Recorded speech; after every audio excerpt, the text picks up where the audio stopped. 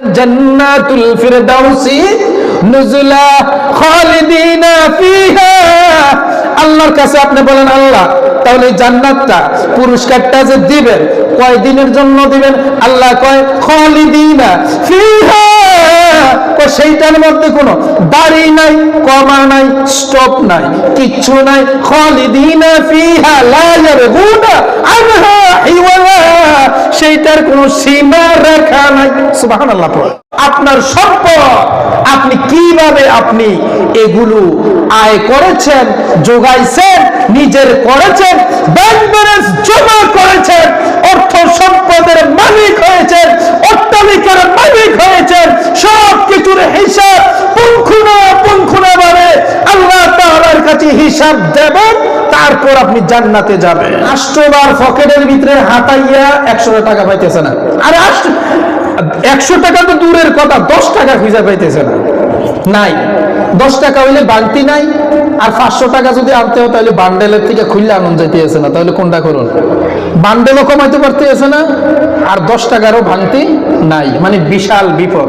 কিন্তু অথচ এই লোকটি, যেই লোকটা 100 টাকা 50 টাকা মসজিদের জন্য ভাঙতি নাই, দিতে পারে না, 500 টাকা ভান্ডেল থেকে খুলতে পারে না, ভান্ডেল কমে যাবে, সেই লোকটি 5 মিনিট পরে রাস্তার মোড়ের ভিতরে ছেলেরা ধরছে, ভাই আমরা ওই জায়গার ভিতরে খেলবো, খেলার ভিতরে একটা জুয়ার একটা আড্ডা জমাইছি, এই জায়গার ভিতরে আপনি প্রধান অতিথি থাকবেন, আপনি এই জায়গার ভিতরে টাকা দিবেন। সে 5000 টাকা দিয়ে দিছে। কত দিছে? 5000। কত দিছে? 5000 দিছে। কিন্তু অথচ একটু আগে 5 মিনিট আগে 5 টাকা দিতে চায় নাই, 50 টাকা আসে না, এখন 5000 দিয়ে দিছে। বেশি কথা বলছেন, তখন কি বলবো? আপনি বুঝেন বেশি না আমি বুঝি বেশি? আমি না বুঝি বেশি? আপনাকে মূর্খ বানাই দিছে অশিক্ষিত সাহায্যে, টাকার জন্য আপনাকে মূর্খ বানায় বসায় রাখছে। আপনি কিছু বলছেন, আপনি বেশি বুঝেন না আমি বুঝি। আপনি ডাক্তার না আমি ডাক্তার, আপনি ইঞ্জিনিয়ার না আমি ইঞ্জিনিয়ার। আপনাকে প্রশ্ন করছে, তখন আপনি কি বলতেছেন? না না না না স্যার আপনি ইঞ্জিনিয়ার, না স্যার আপনি ডাক্তার, না স্যার আপনি বিজ্ঞানী। তো হ্যাঁ, তো আপনি চুপ থাকেন। আপনি কি বুঝলেন? তুমি বান্দা যদি একটা ওয়াদা তুমি পালন করো, আমি আল্লাহ তাআলা 2টা ওয়াদা পালন করব। সুবহানাল্লাহ। নাম্বার প্রশ্ন, তোমাকে যে পৃথিবীর জমিনের মধ্যে আমি পাঠাইলাম, ও বান্দা, যেই তোমাকে সময় দিলাম, লম্বা একটা সময় দিলাম, বান্দারে 12 বছর থেকে তুমি যখন সাবালক হলা, তোমার বয়স 12 হলো, সেই 12 বছর থেকে শুরু করে কেউ 2 বছর বেঁচেছে, কেউ 4 বছর, 5 বছর, 7 বছর, 10 বছর, কারোর বয়স 20 বছর হয়েছে, কারোর বয়স 25, 30, 40, 50, 60, 70, 80, 90, 100 বছর পর্যন্ত তুমি বেঁচেছো রে বান্দা। ও বান্দা, সেই 100 বছরের মধ্যে 60-70 বছরের মধ্যে যেই সময়টুকু তোমার জন্য আমি বরাদ্দ করেছিলাম, সেই সময়টুকু তুমি কোন কাজের মধ্যে তুমি ব্যয় করেছো? বান্দারে, ও বান্দা, এত লম্বা একটা সময় আমি তোমারে দিলাম। ও বান্দা, তোমার বয়স 60 হলো, 70 বছর তোমাকে আমি জীবন দিলাম, 80 বছর পর্যন্ত জীবন দিলাম। বান্দারে, এই পুরো সময়টা তুমি কোথায় ব্যয় করেছো? আজকে আমি আল্লাহর কাছে তুমি সেই হিসাব দিবা। 70 বছরের, 60 বছরের, 80 বছরের হিসাব আমি আল্লাহর দরবারে তুমি আজকে পেশ করবা, দিবা। তারপর তুমি জান্নাতের মধ্যে যাবা। মাত্র একদিনের হিসাব, আজকে রবিবারের একদিনের হিসাবটা তুমি দাও। আজকে সকাল ফজর থেকে এই মাগরিব পর্যন্ত কি কি ভালো কাজ করেছো, কি কি খারাপ কাজ করেছো, সব কিছুর হিসাব দাও। আমার মনে হয় না একজন মানুষ আজকের দিনের একদিনের হিসাব দিতে পারবে। তাহলে আবার বুঝেন ও ভাই, মাত্র একদিনের হিসাব দেওয়া আপনার পক্ষে সম্ভব না, আমার পক্ষে সম্ভব না। ওরে মুসলমান, তাহলে বুঝে নাও, তাহলে তোমাকে যদি এই শনিবার থেকে ওই শনিবার পর্যন্ত এক সপ্তাহের হিসাব জিজ্ঞাসা করে, তাহলে কি তুমি দিতে পারবা? তার মানে আরো কঠিন হবে না, পারবেন না। এক মাসের হলে আরো কঠিন, এক বছরের হলে আরো কঠিন। যেমন আমার বয়স মাত্র 32-33 বছর, আপনার বয়স কত? কত হবে? 40-50। কারোর বছর 60 হয়ে গেছে, কারোর বছর 70 হয়ে গেছে। ও ভাই, প্রত্যেকের বয়সের সাথে একটু আলোচনাটা একটু মিলান, একটু চিন্তা করেন। ও ভাই, শুধু রবিবারের একদিনের হিসাব যদি আপনি আল্লাহর দরবারে না দিতে পারেন রে বন্ধু, তাহলে কিয়ামতের ময়দানে আপনি 70-80-90 বছরের হিসাব কেমনি আল্লাহ তাআলা কি দিবেন? কিভাবে দিবেন? ওরে কুমিল্লাবাসী, যতক্ষণ পর্যন্ত বান্দা জবাব না দিতে পারবে ততক্ষণ পর্যন্ত চুল পরিমাণ সে জায়গা থেকে নড়াচড়া করতে পারবে না। বান্দা 2 নাম্বার হিসাব, আল্লাহ তাআলা 2 নাম্বার কোশ্চেন করবে বান্দারে। তোমাকে যে আমি একটা জীবন দিলাম, সেই জীবনের ভিতরে একটা সময় দিছি, সেই সময়টা হচ্ছে যৌবনের সময়। ও বান্দা, বান্দারে যৌবনের যে একটা সময় তোমার কাছে আমি দিলাম, যৌবন কাল দিলাম, সেই যৌবন কালটা তুমি কোথায় ব্যয় করেছো? এই সময়টা তুমি কোথায় নষ্ট করেছো? ও ভাই, ও বোন, একটু চিন্তা করো রে ভাইয়েরা। এই যৌবন কালটা শুধু তুমি হাতে ধরে নষ্ট করে দিলা, কিন্তু রাসূল বলেছেন এই যৌবন কালের মধ্যে কোন বান্দা যদি আল্লাহ তাআলার দরবারে কিছু চায়, তাহলে আল্লাহ তাআলার কাছে বড় লজ্জা লাগে, বড় শরম লাগে। যৌবন বয়সে কোনো বান্দা, কোনো বান্দি যদি আল্লাহ তাআলার দরবারে ফরিয়াদ করে, কিছু চায়, আমার আল্লাহ তাআলা সাথে সাথে বান্দার দোয়া কবুল করে নেয়। সুবহানাল্লাহ। ওরে মুসলমান, সেই যৌবনের হিসাব আবার আল্লাহ তাআলা নেবেন। আবার আল্লাহ জিজ্ঞেস করে, বান্দারে এই যৌবন কালটা, দামি সময়টা কোথায় তুমি ব্যয় করেছো? কোথায় তুমি নষ্ট করেছো? ও বান্দা, জবাব দাও, জবাব দাও। বান্দারে, যতক্ষণ পর্যন্ত তুমি জবাব না দিতে পারবে ততক্ষণ পর্যন্ত তুমি চুল পরিমাণ নড়াচড়া করতে পারবে না। আল্লাহ তাআলা প্রশ্ন করবেন, 3 নাম্বার প্রশ্ন জবাব দেওয়ার জন্য বান্দারে। 3 নাম্বার প্রশ্ন, তুমি জবাব দাও। তোমাকে যে সময় দিলাম, সেই সময়ের মধ্যে তুমি ধন সম্পদ খুব ভালোভাবে ইনকাম করছো, টাকা পয়সা, ধন সম্পদ, স্থাবর অস্থাবর, কত প্রকারের সম্পদ তুমি জমা করেছ। বান্দারে, 3 নম্বর প্রশ্ন, তোমার সেই সম্পদ যে তুমি আয় করেছ, সেই আয়ের উৎস কি? কিভাবে তুমি সেইটা জমা করছো, ইনকাম করছো কেমনে? জবাব দাও। এগুলো কি হালাল ভাবে করছো না হারাম ভাবে করছো? ওরে আমার ভাইয়েরা, একটু চিন্তা করেন।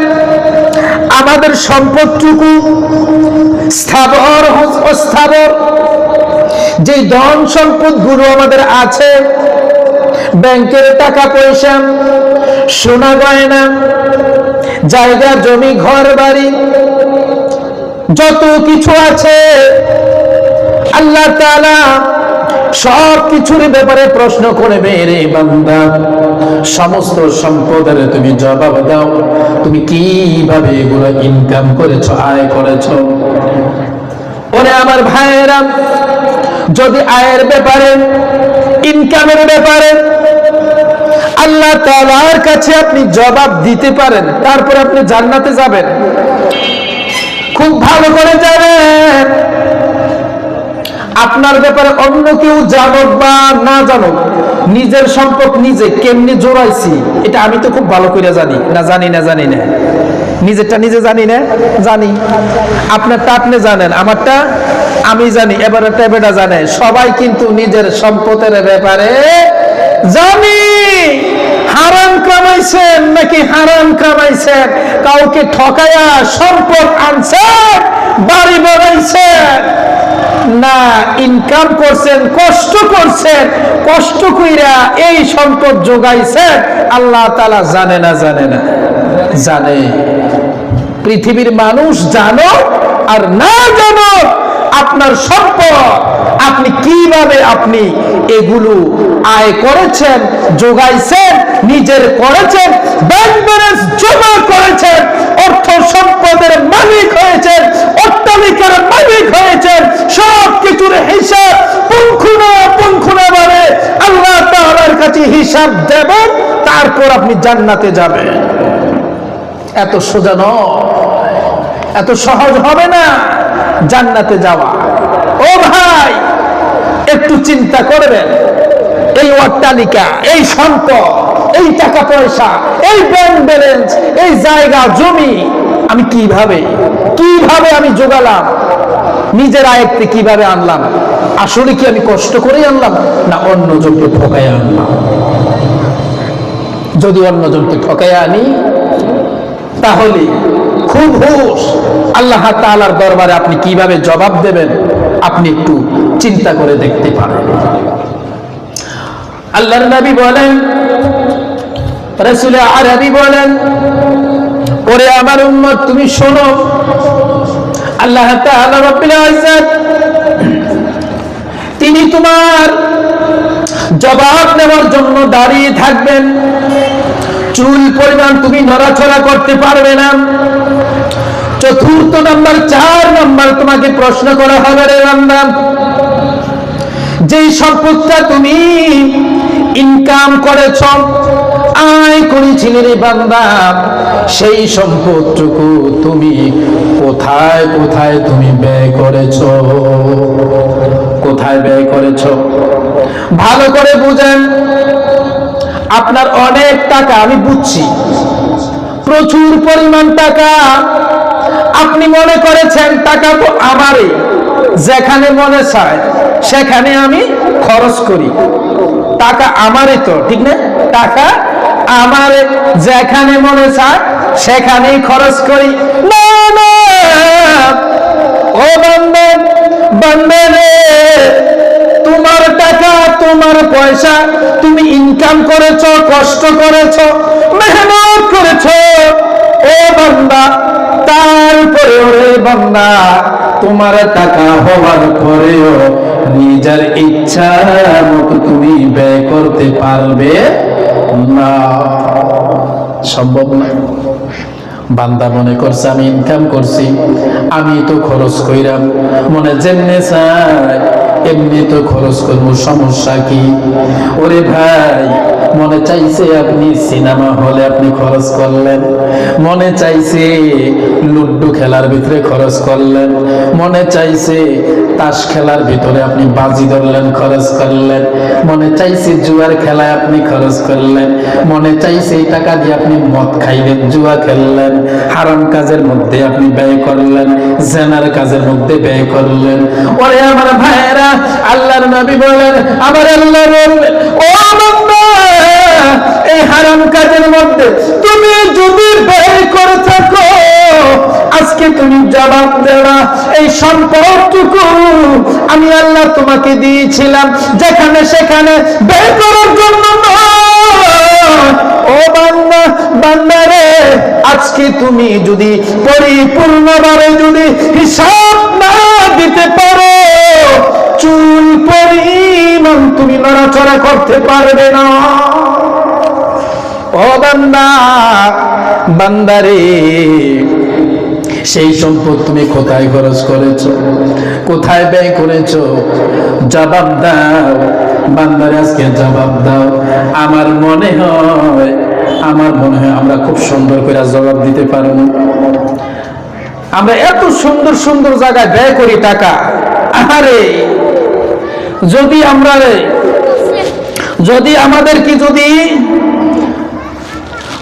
আমাদেরকে বলা হয় যে ভাই মসজিদের জন্য 100টা টাকা দেন, 100টা টাকা পকেটের ভিতরে 4বার 5বার 6বার 8বার পর্যন্ত হাতায় 100 টাকা আমরা পাইতে আছে না, 100 টাকা খুঁজা পাইতে আছে না মসজিদের লাগে। মসজিদের জন্য, মাদ্রাসার জন্য 100 টাকা 8বার পকেটের ভিতরে হাতাইয়া 100 টাকা পাইতেছে না। আরে 100 টাকা তো দূরের কথা, 10 টাকা খুঁজা পাইতেছে না। নাই 10 টাকা হইলে বান্তি নাই, আর 500 টাকা যদি আনতে হয় তাহলে বান্ডেলের থেকে খুললে আনন্দ যাইতেছে না। তাহলে কোনটা করুন? বান্ডেলও কমাইতে পারতেছে না, আর 10 টাকারও ভাঙতি নাই, মানে বিশাল বিপদ।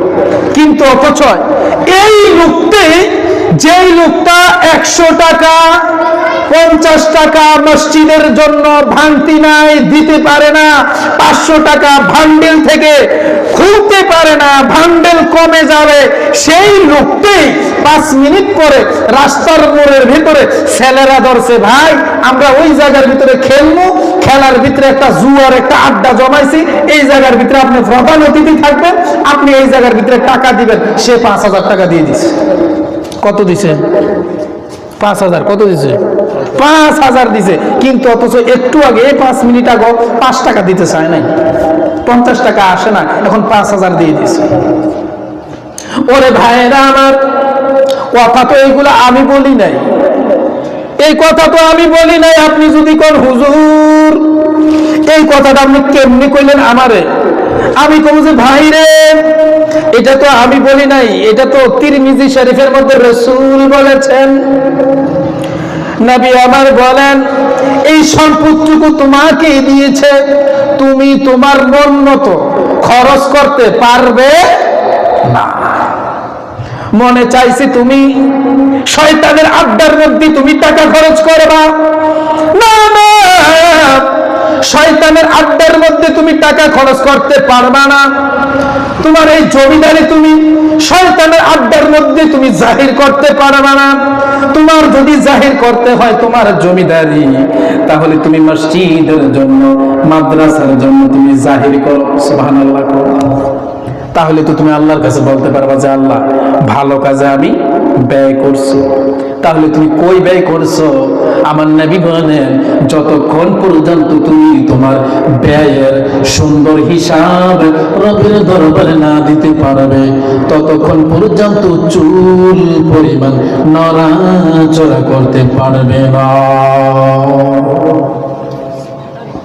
5 নম্বরে আমার রাসূল বলেন, আল্লাহ তাআলা জিজ্ঞেস করবে, রে বান্দা, তোমারে আমি এলেম দিয়েছি, জ্ঞান দিয়েছি, শিক্ষিত বানাইছি। শিক্ষিত আছে না? আছে না? শিক্ষা আছে, আলেম আছে।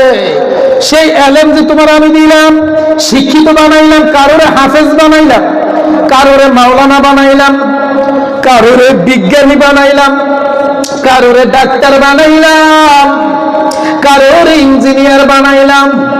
বান্দারে, একজনকে আমি একটা প্রতিভা দিলাম, একজনকে একটা গান আমি দিলাম। ও বান্দা, যেই গানটুকু আমি তোমাকে দিলাম রে বান্দা, বান্দারে, সেই গানটা তুমি কোথায় কোথায় তুমি খরচ করেছো? কোথায় খরচ করছো তোমার গান, তোমার শিক্ষা কোথায় তুমি খরচ করেছো? বান্দা, আজকে তুমি জবাব দেবা।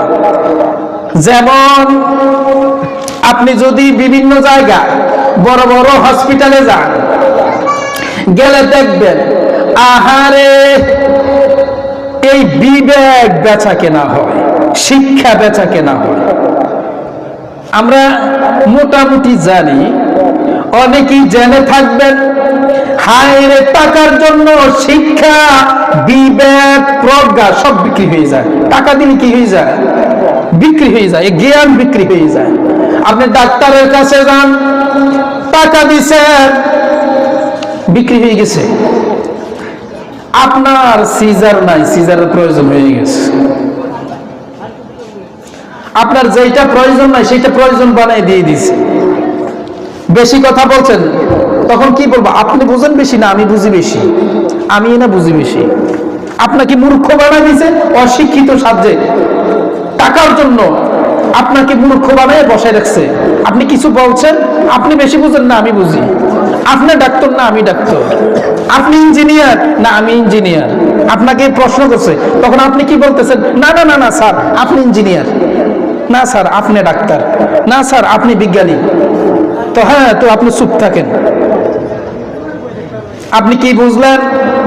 আমার রাসূল বলেন, 5 নম্বরে আমার রাসূল বলেন, এই শিক্ষাটা, এই জ্ঞানটা, এই বিবেকটা, এই যে আমি যে তোমাকে দিলাম, আমার আল্লাহ বলছেন আমি যে তোমাকে দিলাম, সেই শিক্ষাটা, সেই আলেমটা, সেই জ্ঞানটা কোথায় তুমি খরচ করেছো? বান্দারে, পরিপূর্ণভাবে তুমি আমার কাছে জবাব দেবা। যতক্ষণ পর্যন্ত তুমি সুন্দরভাবে জবাব না দিতে পারবা, ততক্ষণ পর্যন্ত তুমি বিন্দু পরিমাণ নড়াচড়া করতে পারবে না। কয়জন আমরা জবাব দিতে পারবো? আমাদের দ্বারা কয়জনের দ্বারা সম্ভব হবে এই 5টা বিষয় আল্লাহ তাআলার কাছে ক্লিয়ার করে, সাফ করে, পরিষ্কার করে জান্নাতে যাব? কয়জন আমরা পারবো? আমাদের দ্বারা কয়জনের দ্বারা সম্ভব হবে? একটু চিন্তা করেন তো দেখি, যে 5টা প্রশ্ন আল্লাহ তাআলা যে করবেন, আমরা কি আসলে কি আমরা জবাব দিতে পারবো? সম্ভব হবে? আদৌ কি সম্ভব হবে?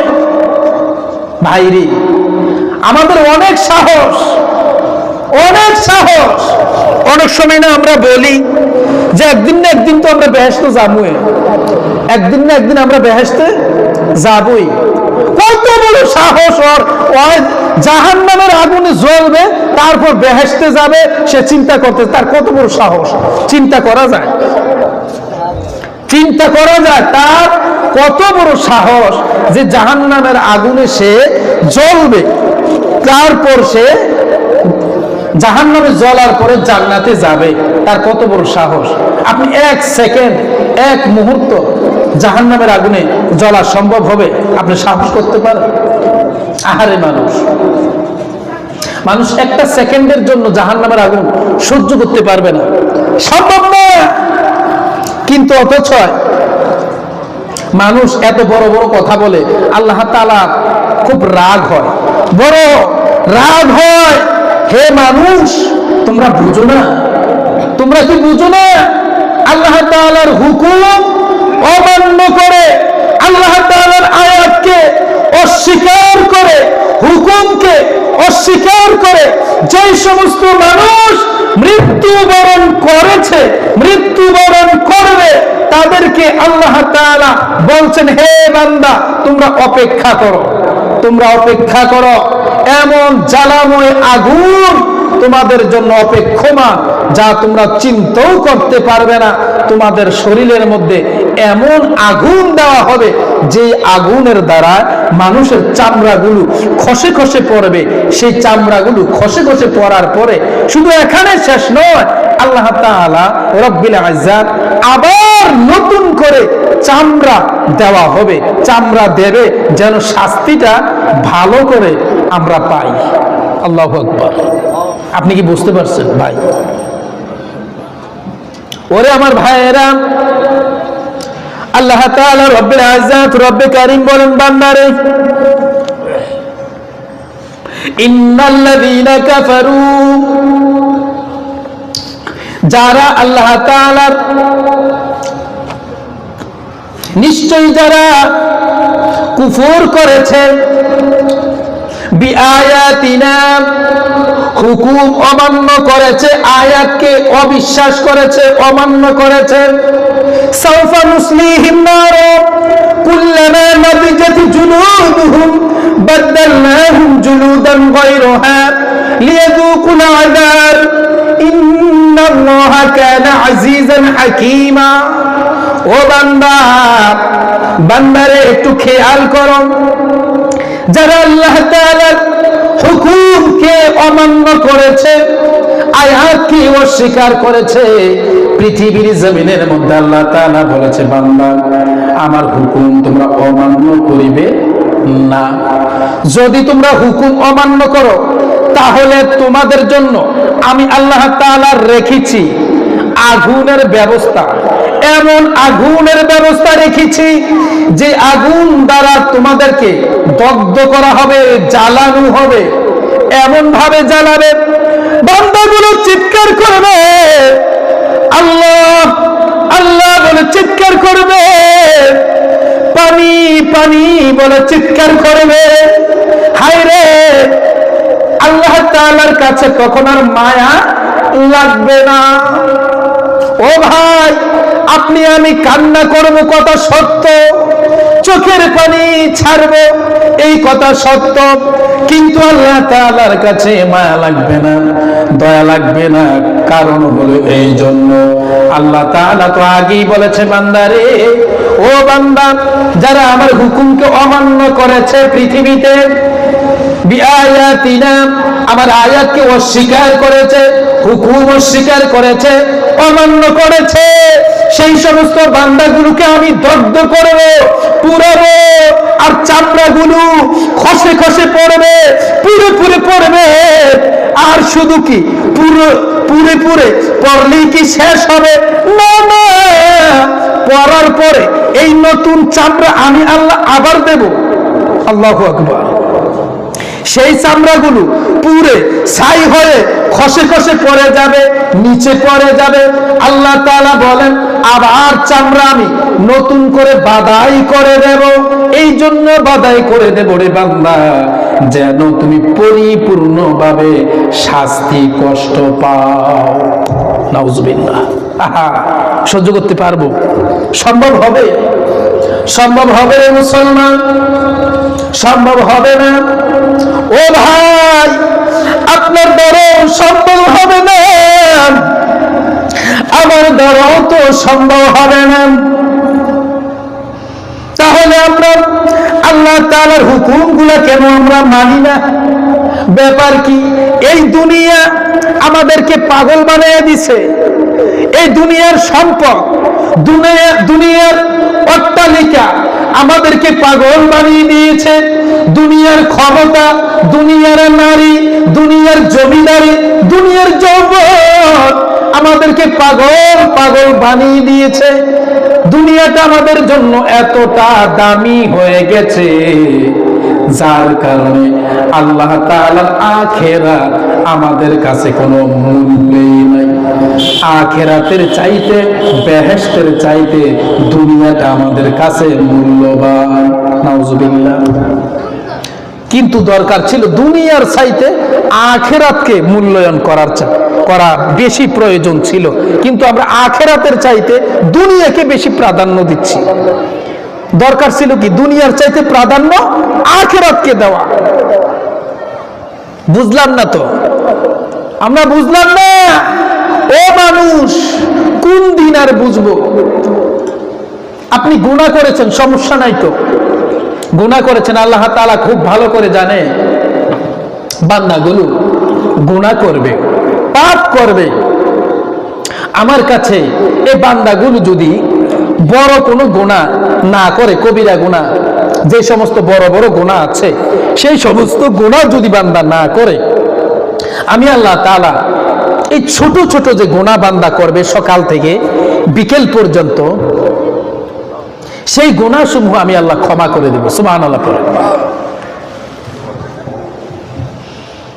আল্লাহ তাআলা বলেন, ইতাজতানিবু কাবাইর মা তুনহাউনা আনহু নুকাফির আনকুম সাইয়্যাতিকুম ওয়া নুদখিলকুম মুদখালান কারীমা। ও বান্দা, বান্দারে ভালো করে শোনো, তোমাকে আমি আল্লাহ তাআলা দুইটা ওয়াদা দিলাম। কয়টা? দুইটা ওয়াদা দিলাম। তুমি বান্দা যদি একটা ওয়াদা তুমি পালন করো, আমি আল্লাহ তাআলা দুইটা ওয়াদা পালন করব। সুবহানাল্লাহ। বান্দা তুমি পালন করবা কয়টা? একটা। আর আমি আল্লাহ পালন করব দুইটা। সুবহানাল্লাহ, সুবহানাল্লাহ। হায় রে মানুষ, আর কেমনে আমার আল্লাহ ছাড় দিবে আমাদেরকে? ওরে আমার ভাইয়েরা, আল্লাহ তাআলা বলেন ইতাজতানিবু কাবাইর মা তুনহাউনা আনহু নুকাফির আনকুম সাইয়্যাতিকুম ওয়া নুদখিলকুম মুদখালান কারীমা। ও বান্দা, বান্দারে শুনো, তুমি যে গুনাহ করো আমি আল্লাহ খুব ভালো করে জানি। এই সকাল থেকে শুরু করে বিকেল পর্যন্ত বান্দারা গুনাহ করবে, এটি তো স্বাভাবিক। ও ভাই, আপনিও গুনাহ করবেন, আমিও গুনাহ করব, পৃথিবীর মানুষ গুনাহ করবে, আল্লাহ তাআলা খুব ভালো করে জানে। কিন্তু এখানে ব্যাপারটা হইল এই, আল্লাহ তাআলা বলছেন বান্দারে, ও বান্দা, তুমি বড় বড় যে গুনাহ, সেই বড় বড় গুনাহ তুমি কইরো না। আমার একটা অনুরোধ, তুমি শুধু একটা ওয়াদা তুমি পালন করো। সেই একটা ওয়াদা হলো বান্দারে, তুমি বড় বড় পাপ তুমি কইরো না, বড় বড় কবিরা গুনাহ তুমি কইরো না। বান্দারে, যেমন কবিরা গুনাহ আপনাকে আমি বলছি, নামাজ তুমি ছাইরো না। নামাজ ছাড়ার মতন কবিরা গুনাহ কিছু আছে? আর কিছু নাই। ওরে বান্দা, নামাজ ছাড়ার মতন কবিরা গুনাহ তুমি কইরো না। বান্দারে, ফরজ রোজা ছাইরো না, কবিরা গুনাহ হবে, বড় গুনাহ হবে। ও বান্দা, তুমি জিনা করিও না, জিনা করার মতো কবিরা গুনাহ থেকে তুমি বেঁচে থাকো। ও বান্দা, ওই দুইটা ওয়াদা আমি আল্লাহ পালন করব, তুমি শুধু একটা ওয়াদা পালন করো। এই বড় বড় গুনাহগুলো তুমি কইরো না। বান্দারে, হারাম কাজ করো না। তুমি ইচ্ছা করে মদের আড্ডায় তুমি যাইও না, মদ খাইও না, জুয়া খাইলো না, তাস খাইলো না, শয়তানের চক্রান্তে তুমি পইরো না, বড় বড় কবিরা গুনাহ তুমি কইরো না। বান্দারে, আমি আল্লাহ ওয়াদা দিলাম, ও বান্দা, তুমি যদি বড় বড় কবিরা গুনাহ থেকে তুমি বাঁচতে পারো, বড় গুনাহ তুমি যদি না করো, আমি আল্লাহ তোমার জন্য দুইটা নিয়ামত রাখলাম, দুইটা ওয়াদা আমি আল্লাহ পূরণ করব। সুবহানাল্লাহ। এখন আল্লাহকে জিজ্ঞেস করেন, আল্লাহ গো, আপনি কি কি পালন করবেন? দুইটা। আমি আর কবিরা গুনাহ করলাম না মনে করেন, আপনি বললেন যে আল্লাহ আমি নামাজ ছাড়বো না, জিনা করবো না, জুয়া খেলবো না, মদ খাবো না। আল্লাহ গো, আমি পতিতালয়ে যাব না, সিনেমা হলে যাব না, যত শয়তানের চক্রান্ত আছে, শয়তানের কাজ আছে, অন্যায় কাজ আছে, হারামের কাজ আছে, আমি করবো না। তাহলে আপনি কি করবেন, কি দেবেন? আল্লাহ তাআলা বলে, বান্দারে, এক নম্বরে যে নিয়ামতটা আমি তোমাকে দুনিয়ার জমিনে দেব, বান্দারে আমি আল্লাহ ঘোষণা দিয়ে দিলাম, বান্দারে, যা সকাল থেকে বিকাল পর্যন্ত তোমার জিরু থেকে, ওই যে সাবালক থেকে, তোমার মনে করো 12 বছর থেকে তোমার সাবালক, সেই সময় থেকে মৃত্যু পর্যন্ত যত তুমি ছোট ছোট গুনাহ করেছো রে বান্দা, সমস্ত ছোট ছোট গুনাহ সমূহ আমি আল্লাহ মাফ করে দিব। সুবহানাল্লাহ। সমস্ত ছোট ছোট গুনাহ আমি আল্লাহ কি করব? মাফ করে দেব। ও বান্দা, তাহলে তুমি কি করবা? কবিরা গুনাহ করবা না, তার বিনিময়ে আমি আল্লাহ কি করব? ছোট গুনাহ মাফ করে দেব। তুমি আমার কাছে চাইতে হবে না, কারণ তুমি তো সারা দিনে ছোটখাটো গুনাহ করো। ও বান্দা, এই একটা ফ্যাসিলিটি তোমাকে আমি আল্লাহ দিলাম, কত সুন্দর ফ্যাসিলিটি তোমাকে আমি আল্লাহ দিলাম। তারপরেও তুমি যদি আমার দিকে ফিরে না আসো রে বান্দা, তাহলে তো তোমার পরিণাম জাহান্নাম ছাড়া কিছুই নয়। বান্দারে 2 নাম্বার নিয়ামত তোমার জন্য আমি আল্লাহ তাআলা রেখেছি। বান্দা তুমি যখন কবিরা গুনাহ করবে না, আমি আল্লাহ দেখব রোজ কিয়ামতের ময়দানে আমি আল্লাহ রব্বুল ইজ্জত তোমার জন্য সেই দিন তোমার জন্য একটা দামি পুরস্কার রেখেছি। সেই দামি পুরস্কারটার নাম হলো জান্নাত। সুবহানাল্লাহ। সেটার নাম কি? জান্নাত। আল্লাহ তাআলা কয়, বান্দারে এমন স্থান, সম্মান স্থান তোমাকে আমি দেব যেটার নাম হচ্ছে জান্নাত। জান্নাতুল ফিরদাউসি নুজুলা। কোরআনের মধ্যে আল্লাহ বলছেন জান্নাতুল ফিরদাউসি নুজুলা খালিদিনা ফিহা। আল্লাহর কাছে আপনি বলেন আল্লাহ তাহলে জান্নাতটা পুরস্কারটা যে দিবেন কয় দিনের জন্য দিবেন? আল্লাহ কয় খালিদিনা ফিহা। তো সেইটার মধ্যে কোনো দাড়ি নাই, কমা নাই, স্টপ নাই, কিচ্ছু নাই। খালিদিনা ফিহা লা ইয়াবগুনা আনহা হিওয়ালা। সেইটার কোনো সীমা রেখা নাই। সুবহানাল্লাহ। আরে ও বান্দা, সেইটার কোনো স্টপ নাই, থামা নাই, কমা নাই, দাড়ি নাই, কিচ্ছু নাই। সেইটা অনন্তকাল, অনন্তকাল, অনন্তকাল, অসীমকাল। সেইটার কোনো বন্ধ নাই। আপনাকে আল্লাহ কয় খালিদিনা ফিহা লা ইয়াবগুনা আনহা হিওয়ালা। সেখানে তুমি বাস করো, থাকো, খাও, ঘুমাও। সেখান থেকে রে বান্দা তোমাকে কেউ বের করে দিবে না। সুবহানাল্লাহ। আহারে মানুষ তারপরও বুঝলো না, তারপরও বুঝে না। আল্লাহ তাআলা রব্বুল ইজ্জত রব্বি কারীম এত সুন্দর সুন্দর অফার দিয়ে রেখেছে। বান্দা তোমার ছোট গুনাহগুলা তুমি আল্লাহর কাছে না কইলেও আল্লাহ মাফ করে দেয়। আরে কত দয়ার আল্লাহ। তার বিনিময় তোমার কাছে আল্লাহ কিছুই চায় না, শুধু এতটুকু চাইছে বান্দা তুমি বড় গুনাহ কইরো না। কি করো না? তুমি বড় গুনাহ কইরো না, বেশ এইটুকুর মধ্যে যথেষ্ট।